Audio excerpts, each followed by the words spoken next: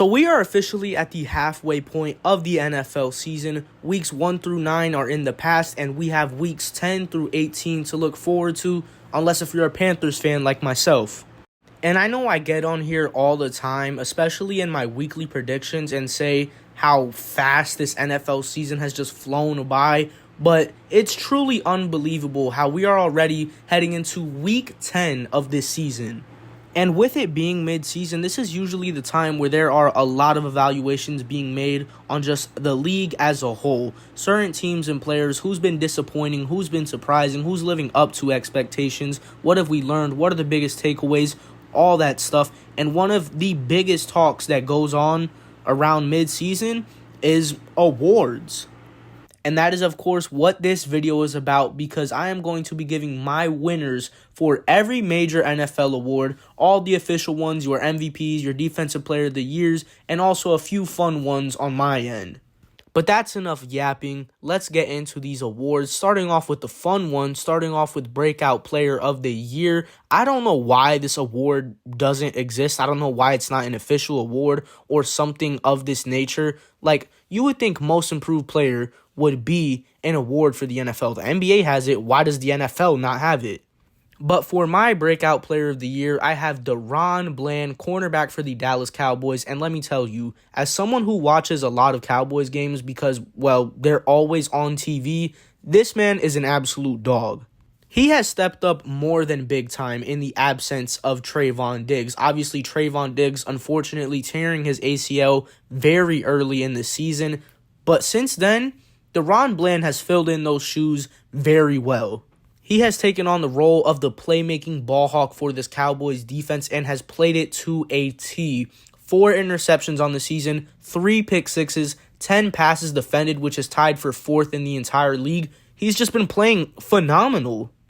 And it couldn't come at a better time with the absence of Trayvon Diggs. DaRon Bland has become a key piece to this Cowboys defense, and he is my Breakout Player of the Year. Sticking to the theme of breakouts, we now move on to my Most Improved / Breakout Team of the Year award, and this, of course, goes to none other than the Houston Texans. Now, going into the season, I had somewhat decent expectations for this Texans team. I didn't expect them to be a playoff contender or anything like that, but I thought they could be, a decent 6 to 8 win team that shows improvements in their growth. And they've done that and a whole lot more. Obviously, we all know about CJ Stroud, but I'm going to talk about him in a little bit. But this Texans team as a whole is still very young and relatively inexperienced, but they're going out there and playing like they're a team full of veterans. And I think a big reason for that is DeMeco Ryans coming in his first year as a head coach and instilling a culture, a belief within this team. And you see it out there on the field. They play with heart. They play with fire. They're competitive in almost all of their games. I think that is an attest to DeMeco Ryans being a great head coach for this young team. They've drafted and developed those players very well. They brought in some veterans during the offseason, guys like Robert Woods and Dalton Schultz, who have played key roles on the offense. This Texans team is just playing some really solid football to the point where they're honestly a playoff contender, and I would not be surprised if they ended up sneaking into the wild card round. But yeah, the Texans are just playing really solid football, and I hope to see them continue it throughout the year. Now, moving on to a team that is honestly the opposite of the Texans, the Most Disappointing Team of the Year award goes to none other than the New York Giants. And this is really simple. The Giants were a playoff team last year. They were an above 500 team that was honestly pretty good. And it's not even like they had any drastic changes to their team during the offseason. You could honestly argue they got better with the guys they drafted and signings of guys like Darren Waller, yet this team has been arguably the worst team in the NFL this season. And I'm not going to act like injuries haven't been a huge part of it, because they definitely have. The Giants have been probably the most unlucky team in the NFL this season. But it still doesn't deny the fact that this was a playoff team that is now 2-7. I swear, in my time of watching football, the Giants have never been consistently good. They have one season where they're a good team, make the playoffs, make some noise, and then the season after that, they're bad again, and it stays like that for the next 3 or 4 years until they're good again for a season, and the cycle just keeps on repeating itself. Now we can get into the real awards that are actually given out by the NFL, starting off with Offensive Rookie of the Year. And let's not waste any time to think about this. It is CJ Stroud, 100%, no doubt about it. He has this award on lock. This man is having arguably the greatest rookie quarterback season of all time. I mean, I can't think of a rookie campaign, at least in recent years, that has been anywhere close to as good as this. He looks like a seasoned vet out there, and he's just a rookie. He just shattered the record for most passing yards and touchdowns in a game by a rookie quarterback. He's developed great connections with his receivers and has elevated all of their games. Nico Collins, Tank Dell, Dalton Schultz have all been playing really solid football this season, and it's because of CJ Stroud. He's a massive reason as to why the Texans have been so successful this season, and he's just been playing amazing football. He looks like a top 10 quarterback. Now, I wouldn't call him a top 10 quarterback just yet, but you could definitely make the argument. Defensive Rookie of the Year, this is another easy one. It's Jalen Carter. Let's not think too much about it. He's already become an absolutely huge piece of this absolutely stacked Eagles defense. I mean, he's just absolutely everywhere for this Eagles defense, and the fact that he's able to move the way he does at his size is insane, and it's also just terrifying. He honestly might run away with this award. I don't really see anybody who can give him a fair shot for this award. Christian Gonzalez could have done that, but he's injured, and I don't think he'll be playing for the rest of the season. So this is Jalen Carter's award to lose. Now, Coach of the Year, in my opinion, is always the hardest award to pick a winner for just because there's so many ways to define a Coach of the Year candidate. It could be somebody like a DeMeco Ryans who has taken a young team and elevated and instilled a culture in them and make them a really solid team. It could be somebody like a Kevin O'Connell, head coach of the Minnesota Vikings, that has went through so much adversity this year and still has the Vikings fighting for a playoff spot at 5-4. But in my opinion, the Coach of the Year for this season so far has been Dan Campbell because he's just done a lot of everything. He's developed a culture in this team that has them playing the way they're playing with heart and fire. He has absolutely huge balls and is willing to take any risk if it's going to pay off. He's probably the most passionate coach in the NFL. He loves his team. He'd be willing to take a bullet for any of the guys on his team. He's just an all-around amazing head coach that is a huge reason as to why this Lions team is doing so good this season. You just gotta love Dan Campbell. I'm pretty sure this man has no haters, and he is my Coach of the Year for the season. Comeback Player of the Year is another award that's pretty hard to pick a winner for just because there's never really a strict criteria for Comeback Player of the Year. Sometimes, like last year, it'll be when a player comes back from being bad and turns into a really good player like Geno Smith, who won the award last year.